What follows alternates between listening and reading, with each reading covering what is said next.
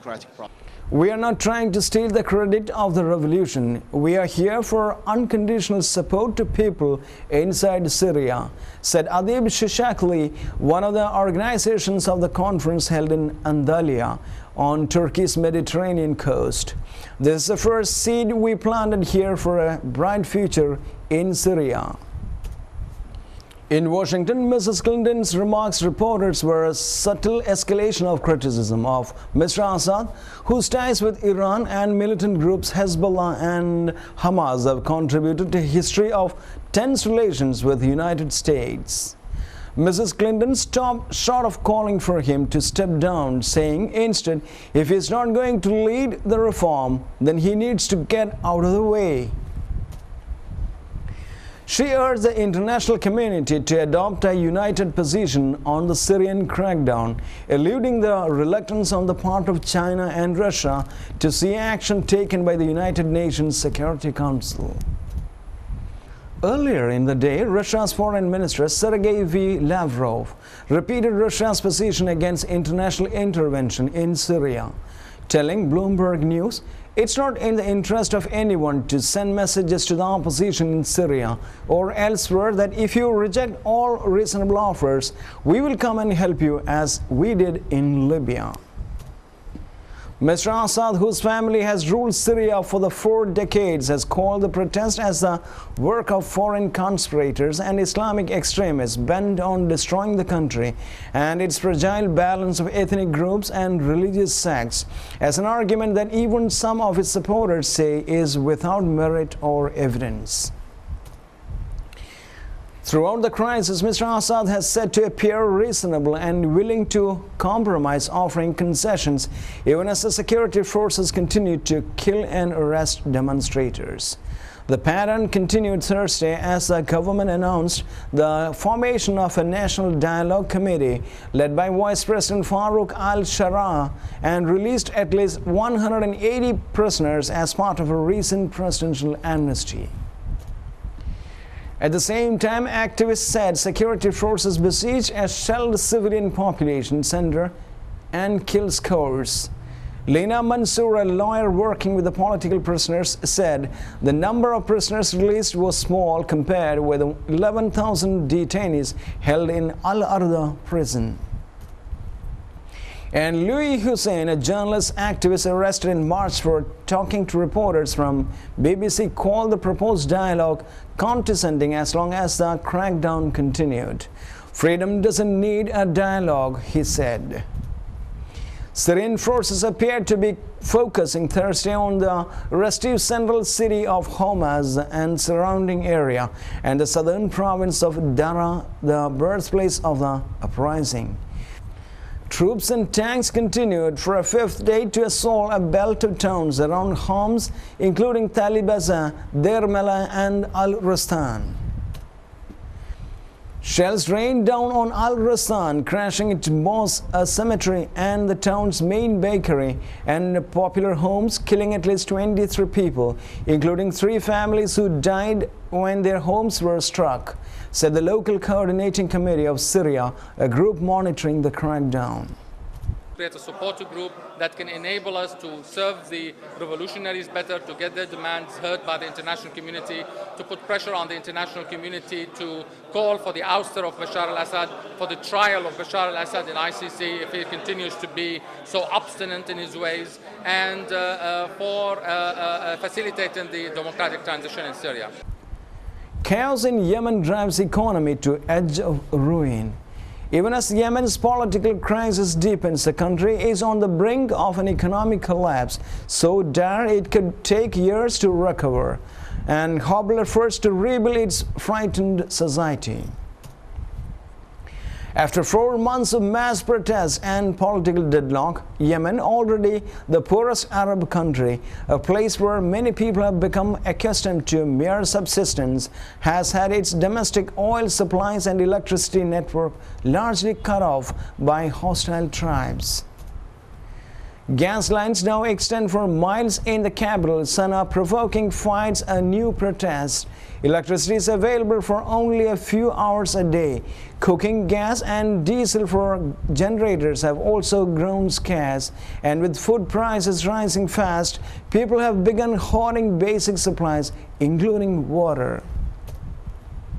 As foreign currency supplies dwindle in the elaborate system of patronage and corrupt payoffs that maintain a modicum of stability in Yemen is starting to crack, with former loyalists breaking off and fights erupting over a smaller and smaller pool of cash. The embattled President Ali Abdullah Saleh, desperate to keep his supporters happy, has demanded multi-million-dollar loans from Yemen's top businessmen in recent weeks, according to Yemeni officials and members of the business elite. The most fundamental of Yemen's diverse woes is lack of water. Since the political crisis began in January, the price of water has risen fivefold in some areas and tenfold in others. The drills that pump water from Yemen's rapidly dwindling underground supplies are falling silent because of the diesel they require has grown so expensive and scarce. The area around Sana'a is especially arid, and it could become the first capital ever to run out of water, said experts at the World Bank. Yoga Guru Baba Ramdev vows anti-graft fast. Guru Baba Ramdev has decided to press ahead with a hunger strike on Saturday to protest against corruption after talks with the government failed. The Yoga Guru says his fast is to protest against the illegal funneling of wealth abroad by Indians for tax avoidance. Baba Ramdev called on his many followers to join the fast. The move follows April's hunger strike by activist Anna Hazare demanding tough anti-corruption laws. Anna Hazare ended a 96-hour hunger strike known as a fast unto death after the government agreed to all of his demands and forced the government to change the way its new anti-corruption law was being drawn up. Baba Ramdev was one of the high-profile supporters of the April protest. Now the Guru, who runs a huge yoga and health empire, says he will begin his own fast unto death as part of his campaign to bring back the illicit money, or black money as it's called in India, allegedly deposited in banks abroad. India's money stashed abroad should be declared as the wealth of the nation, and the act of the stashing away illegally got money in foreign banks should be declared a crime against the state, Baba Ramdev told Tahalka magazine in a recent interview. The nation's wealth stashed in foreign banks should be brought back by India, which should sign on the UN Convention Against Corruption. The US-based Global Financial Integrity has said that India has lost more than $460 billion through the illegal flight of capital since independence. Almost three-quarters of the illegal money that comprise India's underground economy ends up outside the country, it said in a report last year. Authorities say the government is taking measures to bring back the illegal money, but there are difficulties owing to the confidentiality treaties between the countries. India's Supreme Court alarm over theft of national money. India's Supreme Court has said that the practice of illegal funneling of wealth overseas by Indians is a pure and simple theft of national money. The court also asked what the government was doing to retrieve the illegal money in foreign banks. US-based group Global Financial Integrity has said that India has lost more than $460 billion in such illegal flight of capital since independence. It said the illicit outflows increased after economic reforms began in 1991. Scottish island to become ashram. Bought by two of his devotees from Glasgow for £2 million, the tiny North Ayrshire island of Little Cumbria is being converted into an international yoga camp after blessing from India's most popular lifestyle guru Baba Ramdev, also known as Swamiji. After comparing the West Coast island to the Himalayas and the banks of the Ganges, Baba Ramdev led a procession accompanied by bagpipes across the island, trying not to trip over the fans who jostled to touch his feet. In a traditional Hindu havan blessing the Swami, surrounded by bright petals and grains, chanted and poured ghee onto an indoor homakundam, watched by his followers from around the world.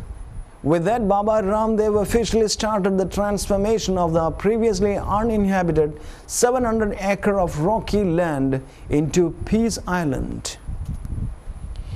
It will now be an international pranayama yoga base and teaching center and a center of great pilgrimage.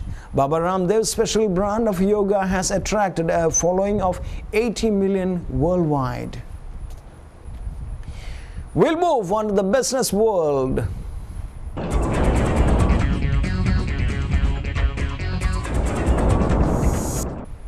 Sony investigating another hack. Sony is investigating another hacking attack on one of its websites. A group called Lul Security claims to have broken into SonyPictures.com and accessed details of 1 million users. Passwords, home addresses, and other personal information relating to several thousands of accounts was released online. It's the third major attack to hit Sony since April, when the PlayStation Network was targeted and the details of 77 million users compromised. Details of the latest attack were made available on the recently created Lul Security website. Welcome to the world of science. Raw overfeeding children live fish as asthma cure. Campaigners in southern India want children to be made exempted from a traditional medical practice. Each year, thousands gather at a festival in the state of Andhra Pradesh to swallow live fish with herbal paste. But a children's rights group is now arguing that the practice is potentially harmful. It wants children under the age of 14 to be excluded from it, arguing that it poses risk to health. The organizers deny this. The controversial fish medicine has been administered for more than 150 years. Every year, thousands of people flock to the two-day event in Andhra Pradesh to be given a free dose of small wriggling fish, which have had a special paste inserted into their mouth. The Goud family, which organizes the event, say the combination provides a permanent cure for asthma. And in sports,